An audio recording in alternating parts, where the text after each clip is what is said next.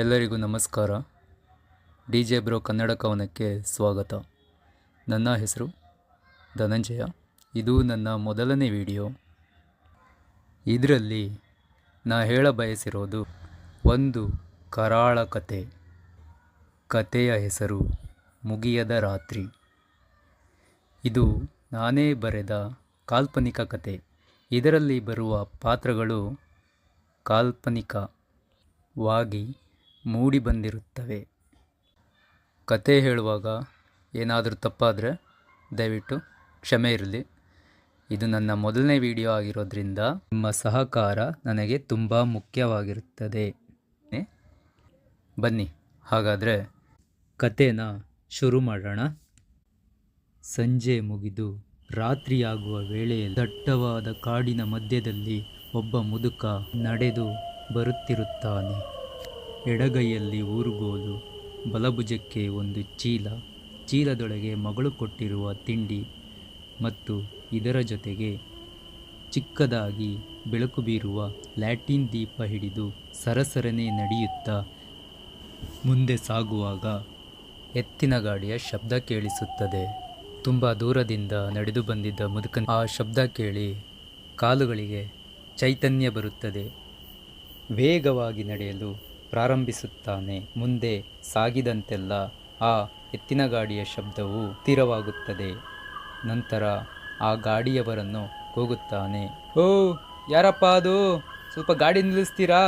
ನಾನು ಬರ್ತೀನಿ ನಿಮ್ಮ ಜೊತೆ.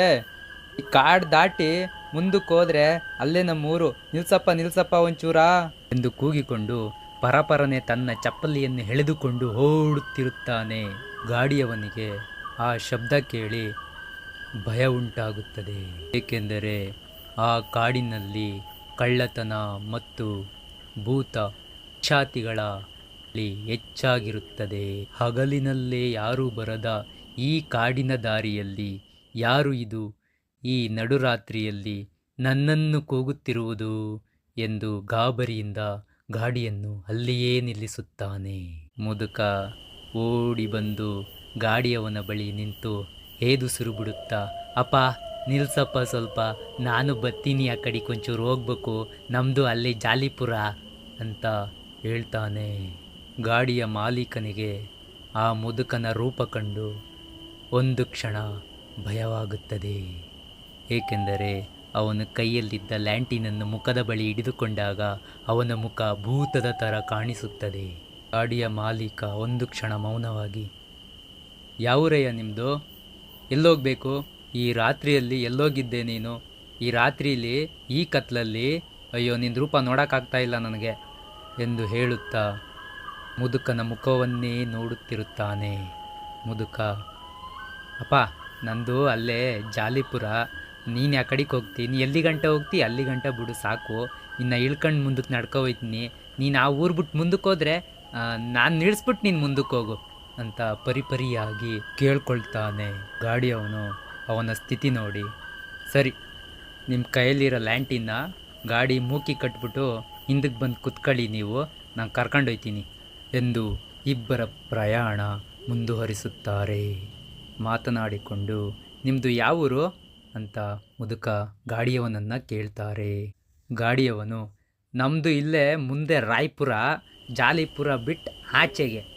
ಅಂದಂಗೆ ನೀವು ಎಲ್ಲೋಗಿದ್ರಿ? ಇಷ್ಟೊತ್ತೊಂದು ರಾತ್ರಿ ಹೊತ್ತಿನಲ್ಲಿ ಹೋಗ್ತಾ ಇದ್ದೀರಲ್ಲ, ಈ ದಾರಿ ಸರಿ ಇಲ್ಲ ಅಂತ ಗೊತ್ತಿಲ್ವಾ ನಿಮಗೆ ಎಂದು ಆ ಗಾಡಿಯವನು ಮುದುಕನನ್ನು ಕೇಳ್ತಾನೆ. ಮುದುಕ ಪ್ರತ್ಯುತ್ತರಿಸಿ, ನಾನು ನನ್ನ ಮಗಳು ಮನೆಗೆ ಹೋಗಿದ್ದೆ, ಬರೋದು ಸ್ವಲ್ಪ ತಡ ಆಗ್ಬಿಡ್ತು, ಅದಕ್ಕೆ ಈ ರಾತ್ರಿ ಹೊತ್ತು ತಗೊಳಕಂಗೆ ಆಗ್ಬಿಡ್ತು. ಬೇಗನೆ ಬುಟ್ಟೆ ಅಲ್ಲಿಂದವ, ಆದ್ರೂ ಬೇಗ ಬರೋಕ್ಕಾಗಲಿಲ್ಲ, ವಯಸ್ಸಾಗೈತೆ ನೋಡಿ, ನಡೆ ಸ್ವಲ್ಪ ಕಷ್ಟ, ಅದಕ್ಕೆ ನನ್ನ ಮಗಳು ಈ ಲ್ಯಾಂಟಿನು ಕೊಟ್ಟವಳೆ ಇಟ್ಕೋಕೆ ದಾರಿಲಿ ಅಂತ. ಆಳದ ಬಸ್ ಬೇರೆ ಮಿಸ್ ಆಗಿಬಿಡ್ತು, ಅದಕ್ಕೆ ಈ ಗಾಲ್ ದಾರಿಲಿ ನಡ್ಕೊ ಹೋಗೋಣ ಅಂತ ಮುಂದೆ ಬರ್ತಾ ಬರ್ತಾ ಬರ್ತಾ ತಡನೇ ಆಗೋಯ್ತು. ಅದಕ್ಕೆ ನಿಮ್ಮ ಗಾಡಿ ಸಿಕ್ತು, ಹೆಂಗೋ ದೇವ್ರು ಸಿಕ್ತಂಗೆ ನೀವು ಸಿಕ್ಕಿದ್ರಿ, ಸ್ವಲ್ಪ ಅದಕ್ಕೆ ಅದು ಹಿಂಗಾಯ್ತು ನನ್ನ ಕತೆ, ಏನು ಮಾಡೋದಪ್ಪ ಅಂತ ತನ್ನ ಗದರದನಿಯಿಂದ ಹೇಳುತ್ತಾನೆ ಮುದುಕ. ಸರಿ ಬಿಡಿ, ಇವಾಗ ಇನ್ನೇನು ಹೋಯ್ತಾ ಇನ್ನೊಂದು 3 ಪರ್ಲಂಗ ಐತೆ, ಹೋಗ್ತಾ ಹೋಗ್ತಾ ಬೇಗ ಸೇರ್ಕೋಬೋದು. ಇನ್ನು ಟೈಮು 10 ಗಂಟೆ ಆಯ್ತದೆ ಮನೆ ಸೇರ್ಕೊಳ್ಳೋ ಅಷ್ಟರಲ್ಲಿ. ನಿಮ್ಮನ್ನ ಜಾಲಿಪುರಕ್ಕೆ ಬಿಟ್ಬಿಟ್ಟು ನಾನು ಒಯ್ತೀನಿ ಮುಂದಕ್ಕೆ. ಸರಿ ಸರಿ ಆಯಿತು ಅಂತ ಮಾತಾಡಿಕೊಂಡು ಇಬ್ಬರು ಜೊತೆಯಲ್ಲಿ ನಡ್ಕೊಂಡು ಹೋಗು. ಒಂದು ಮಗು ಅಳುವ ಶಬ್ದ ಕೇಳಿಸುತ್ತದೆ. ಈ ಸಂಜೆಲಿ ಯಾವ ಮಗು ಅಳ್ತೈತೆ, ಕತ್ಲೆ ಬೇರೆ ಆಗೈತೆ ಅಂತ ಗಾಡಿಯವನು ಹೇಳ್ತಾನೆ. ಅದಕ್ಕೆ ಮುದುಕ, ಯಾರೋ ಮಕ್ಕಳು ಮಕ್ಕಳು ಕರ್ಕೊ ಹೋಯ್ತಾ ಇರ್ತಾರೇನೋ, ಅದಕ್ಕೇನೆ ಯಾರೋ ಶಬ್ದ ಇರಬೇಕು ಅಂತ ನಡುಕದ ದನಿಯಲ್ಲಿ ಭಯದಿಂದ ಹೇಳುತ್ತಾನೆ. ಆದರೆ ಗಾಡಿಯವನು ಅದನ್ನು ನಂಬದೆ, ಇಲ್ಲ ಇಲ್ಲ, ಇಲ್ಲಿ ಯಾರೋ ಒಯ್ತಾವ್ರೆ, ಇಲ್ಲ ಯಾವುದೋ ಭೂತ ಚೇಷ್ಟೆ ಇರಬೇಕಿದು, ನಾವು ಗಾಡಿ ನಿಲ್ಸೋದು ಬೇಡ, ನಮ್ಮ ಪಾಡಿಗೆ ನಾವು ಹೋಗ್ಬಿಡೋಣ ಅಂತ ಮಾತಾಡಿಕೊಂಡು ಮುಂದೆ ಮುಂದೆ ಹೋದಂತೆ ಆ ಮಗು ಅಳುವ ಶಬ್ದ ಗಾಡಿಗೆ ಸಮೀಪವಾಗಿರುತ್ತಾ ಬರ್ತದೆ. ಗಾಡಿಗೆ ಕಟ್ಟಿದ್ದ ಲ್ಯಾಂಟೀನು ದೀಪ ಅಷ್ಟೇನು ಪ್ರಕಾಶಮಾನವಾಗಿರುವುದಿಲ್ಲ. ಅದರಿಂದ ಚಿಕ್ಕದಾಗಿ ಬೀಳುವ ಆ ಬೆಳಕಿನಲ್ಲಿ ಮುಂದೆ ಯಾರೋ ಹೋಗುವ ಹಾಗೆ ಕಾಣಿಸುತ್ತದೆ.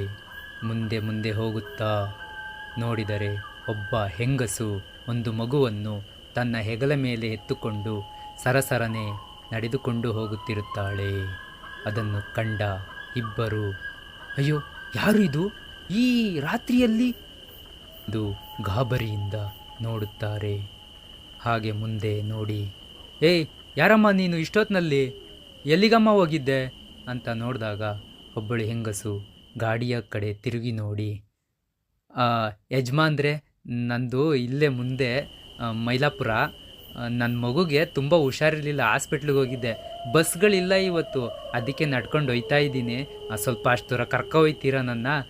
ಓ ಮೈಲಾಪುರ ಸಿಕ್ಕಾಪಟ್ಟೆ ದೂರ ಕಣವ, ಅದು ಅಷ್ಟು ದೂರ ಹೋಗೋಕ್ಕಾಯ್ತದ? ಬಾ ಜಾಲಿಪುರ ಗಂಟೆ ಬಿಡ್ತೀನಿ, ಆ ತಾತನ ಜೊತೆ ಹಂಗೆ ಹೋಗುವಂತೆ ನೀನು, ನಂದು ಇನ್ನೂ ಮುಂದಕ್ಕೆ ಹೋಯ್ತೀನಿ, ನೀನು ಜಾಲಿಪುರ ಇಳ್ಕೊಂಡು ಈ ಕಡೆ ಹೆಡ್ಕೊಂಡು ಹೋಗ್ಬಿಡು, ನಡ್ಕೊಂಡು ಹತ್ರ ಆಯ್ತದೆ. ಸರಿ ಅಪ್ಪಾರೆ, ನೀವು ಸ್ವಲ್ಪ ನನ್ನನ್ನು ಅಷ್ಟು ದೂರ ಬಿಟ್ಕೊಡಿ, ನಾನು ಒಯ್ತೀನಿ ಅಂತ ಆಕೆ ಬೇಡಿಕೊಳ್ಳುವ ಹಾಗೆ ಕೇಳುತ್ತಾಳೆ. ಅಯ್ಯೋ ನೀನು ಬೇಡ್ಕೊಳ್ಳೋದೇನಮ್ಮ, ಬಾ ಇಷ್ಟೊತ್ತಿನಲ್ಲಿ ಎಲ್ಲೋಗಿದೆ, ಬಾ ಕುತ್ಕೋ ಅಂದು ಗಾಡಿಯಲ್ಲಿ ಆಕೆಯನ್ನು ಹತ್ತಿಸಿಕೊಂಡು ಮುಂದೆ ಸಾಗುತ್ತಾ ಹೋಗುತ್ತಿರುತ್ತಾರೆ. ದಟ್ಟ ಕಾನನದ ನಡುವಲ್ಲಿ ಚಿಕ್ಕ ದಾರಿ, ಕಡು ಕಪ್ಪು ಕತ್ತಲಲ್ಲಿ ಮುಗಿಯದ ದಾರಿ, ಸಾಗುತ್ತಿರುವ ಇವರ ಪಯಣವೇ ಮುಗಿಯದ ರಾತ್ರಿ.